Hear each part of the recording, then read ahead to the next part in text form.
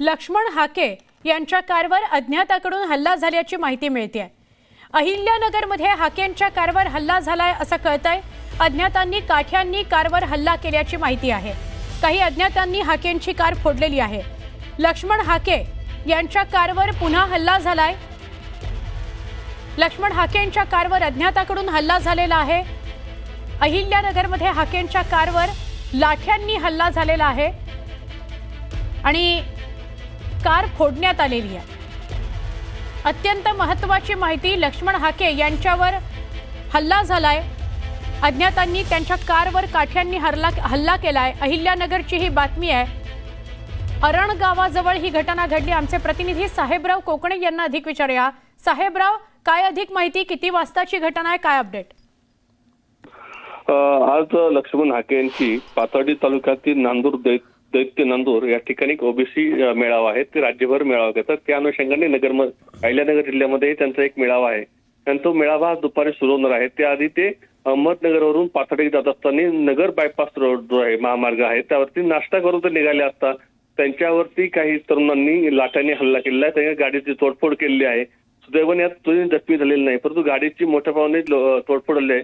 अहमदनगर पासून 5 किलोमीटर अंतर असल्या बाहेर रस्त्यावरती ही घटना घडलेली आहे। हल्लेखोर जे आहेत पळून गेले आहेत आणि लक्ष्मण हाके आपल्या मार्गाने पुढे गेले आहेत। परंतु येणाऱ्या काळामध्ये हा संघर्ष कुठचा हे पाहणं ठरणार आहे। लक्ष्मण हाके आज नेमके याच्यावरती काय बोलतात हेही पाहणं महत्त्वाचं ठरणार आहे, कारण सभेच्या ठिकाणी होणारी गर्दी पाहता त्याच्यावरती काहीतरी बोलतील असा एक अंदाज आहे। परंतु ज्याप्रमाणे हल्ला आलेला आहे, असे वारंवार लक्ष्मण हाके यांच्यावर वाढलेले हल्ले जे आहेत ते थोडेसे हे आहे। कारण या प्रकरणामध्ये हल्ले होणं हे चुकीचं आहे, काही मत मांडणं हा भाग वेगळा असतो, परंतु गाड्यांवरती माणसामध्ये हल्ले करणं हे चुकीचं आहे। या सगळ्या प्रकरणामध्ये अहमदनगरच्या तालुका पोलीस स्टेशनमध्ये याच्यामध्ये गुन्हा दाखल होण्याची शक्यता आहे। त्याचे पोलीस घटनास्थळी दाखल झाले असून याच्यावर गुन्हा अज्ञात लोकांच्या विरोधामध्ये याच्यामध्ये गुन्हा दाखल होण्याची शक्यता नाकारता येत नाही। नक्की धन्यवाद साहेबराव माहिती दिल्याबद्दल। मराठा आरक्षणासंदर्भात आणि ओबीसी आरक्षणासंदर्भात जो काही संघर्ष महाराष्ट्रामध्ये बघायला मिळतोय, तो ओबीसी संघर्षाचा ओबीसी आरक्षणासंदर्भात पाठपुरावा करण्याकरता राज्यभर वेगवेगळ्या ठिकाणी मेळावे घेतले जात आहेत आणि हाकेंवर त्या माध्यमातूनच हल्ला झालेला बघायला मिळतोय। त्यांच्या कारवर हल्ला झालेला आहे। कोणी जखमी नाही, कुठली जीवितहानी नाही, पण मोठी गंभीर घटना आहे। सोलापूरच्या म्हाडा तालुक्यातील सीना नदीची पाणी पातळी वाढली आहे। उंदरगाव येथील पूल पाण्याखाली गेलाय, त्यामुळे म्हाडा वैराग वाहतूक ठप्प झाली आहे। सोलापुरातील सीना नदीत पुन्हा एकदा पाण्याचा विसर्ग सुरू करण्यात आलाय। सीना नदीला पुन्हा एकदा पूर येण्याची दवंडी मोहोळ अक्कलकोट तालुक्यामध्ये गावागावात देण्यात येते। जिल्ह्यात सर्वदूर धोधो पाऊस बसरतोय, तर परिणामी जिल्ह्यामध्ये अनेक ठिकाणी पूरस्थिती निर्माण झाली आहे। सेलू एरंडी मार्गावरील पूल तसेच घणसरगाव रेणापूर पूल पाण्याखाली गेलाय। तावरजा नदीला पूर आल्यानं धानोरा शिर्शी येथील पुलावरील वाहतूक बंद झाली आहे। यवतमाळमध्ये सततच्या पावसाने कापूस भिजला। शेतकऱ्यांनी कष्ट करून उभं केलेलं पीक पावसाने भिजून नष्ट झालंय। आता शेतकऱ्यांच्या हातात काहीच राहिलेलं नाही। कर्ज कसं फेडायचं आणि पुढच्या हंगामासाठी पैसे कुठून आणायचे, हा मोठा प्रश्न कापूस उत्पादक शेतकऱ्यांसमोर उभा ठाकलाय। बीड शहरातून वाहणाऱ्या बिंदुसरा नदीला महापूर आलाय। पुराच्या पाण्याचा प्रवाह वाढल्यानं दगडी पुलावरून पाणी वाहत असल्यानं हा मार्गही वाहतुकीसाठी बंद झालाय। त्यामुळे नदीकाठच्या गावांना सतर्कतेचा इशारा देण्यात आलाय। बीडच्या माजलगाव तालुक्यातील सरस्वती नदीला पूर आलाय। पुलावरून पाणी वाहत असल्यानं गावांचाही संपर्क तुटलाय। मात्र अशा परिस्थितीतही गावातील नागरिकांचा धोकादायक प्रवास सुरूच आहे। बीडच्या माजलगाव तालुक्यातील सरस्वती नदीला पूर आलाय। पुलावरून पाणी वाहत असल्यानं कोथळा या गावाचा संपर्क तुटलाय। परिसरातील गावांना सतर्कतेचा इशारा देण्यात आलाय। बीडमध्ये झालेल्या मुसळधार पावसाने मांजरा प्रकल्पातून मोठ्या प्रमाणात पाण्याचा विसर्ग करण्यात आलाय। त्यामुळे मांजरा आणि सिंदफणा नदीकाठच्या गावांना सतर्कतेचा इशारा देण्यात आलाय। हिंगोलीत झालेल्या मुसळधार पावसामुळे पैनगंगा नदीला पूर आलाय। या पुरामुळे कळमनुरी ते पुसदकडे जाणाऱ्या महामार्गावर आणि पुलावर पुराचं पाणी आल्यानं वाहतूक ठप्प झाली आहे। हिंगोलीच्या कळमनुरी वसमतमध्ये ढगफुटी सदृश्य पाऊस झाल्यानं सर्वत्र पाणी साचलंय। गावांमध्ये पाणी शिरल्यानं आपत्ती व्यवस्थापन देखील अलर्ट मोडवर आहे। शिक्षण विभागाकडून शाळेला सुट्टी देण्यात आली आहे। हिंगोलीच्या पांगरा परिसरात झालेल्या मुसळधार पावसामुळे ओढ्याला पूर आला होता। त्यामुळे गावातील काही शेतकरी दूध आणण्यासाठी शेतात गेले होते, मात्र पुराचं पाणी वाढल्यानं शेतकरी शेतातच अडकले।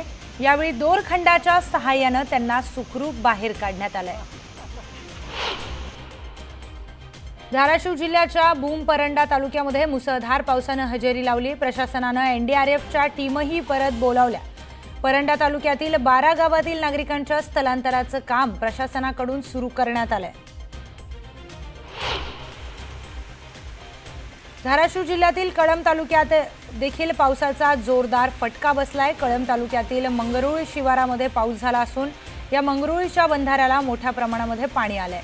बंधाऱ्याचं पाणी गावांमध्ये शिरलंय। धाराशिवच्या वाशी तालुक्यात पावसाने जोरदार धुमाकूळ घातलाय। मुसळधार पावसाने ठिकठिकाणी पाणी साचलंय, त्यामुळे नागरिकांची चांगलीच तारांबळ उडाली। धाराशिव जिल्ह्यात झालेल्या मुसळधार पावसामुळे आरणी गावात पूर आलाय। यावेळी पुराच्या पाण्यातून आरणीतील ग्रामस्थांना जीवघेणा प्रवास करावा लागतोय। एकमेकांच्या सहाय्यानं नागरिकांनी पलीकडे जाण्याचा प्रयत्न केलाय।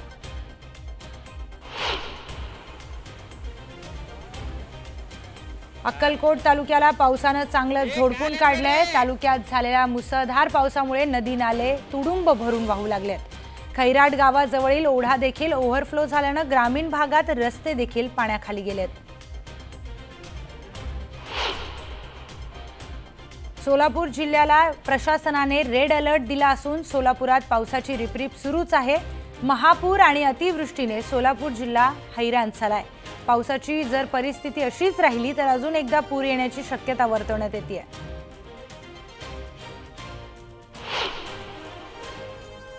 नांदेडमध्ये पावसाचा जोर वाढलाय। संततधार आणि मुसळधार पावसाने नांदेडमध्ये रस्त्यांवर पाणी साचलंय। पावसाचा जोर कायम राहिला तर नांदेडमध्ये भीषण परिस्थिती निर्माण होण्याची शक्यता। पालघरमध्ये झालेल्या मुसळधार पावसामुळे डहाणूतील आशागड येथे नदीमध्ये अंघोळीसाठी गेलेले 2 तरुण नदीच्या प्रवाहात अडकले होते। यावेळी स्थानिकांनी रस्तीच्या सहाय्याने 2 तरुणांना सुखरूप बाहेर काढले। नाशिकच्या गंगापूर धरणातून पाण्याचा विसर्ग वाढवण्यात आलाय। गंगापूर धरणातून 1569 क्युसेक वेगाने पाण्याचा विसर्ग सुरू असल्याने गोदावरीच्या पाणी पातळीमध्ये वाढ झाली आहे। रामकुंड आणि गोदा घाटाच्या परिसराला गोदावरीच्या पाण्याने वेढा दिलाय। इंदापूरच्या उजनी धरणाच्या सांडव्यावरून भीमा नदी पात्रात होणारा विसर्ग वाढवण्यात आलाय। नदी पात्रात तत्सम साहित्य अथवा जनावरे असल्यास तात्काळ हलवण्यात यावीत अशा सूचना प्रशासनाकडून करण्यात आल्या आहेत। सातारा जिल्ह्याला पावसाचा ऑरेंज अलर्ट जारी करण्यात आला असून कोयना धरणाच्या पाणी पातळीमध्ये वाढ झाली आहे। त्यामुळे कोयना धरणाचे 2 वक्र दरवाजे उघडण्यात आलेत। धरणातून 5300 क्युसेक वेगाने पाण्याचा विसर्ग सुरू करण्यात आलाय। यवतमाळ जिल्ह्यात झालेल्या मुसळधार पावसामुळे शेतकऱ्यांचा कापूस आणि सोयाबीन पीक धोक्यात आलाय।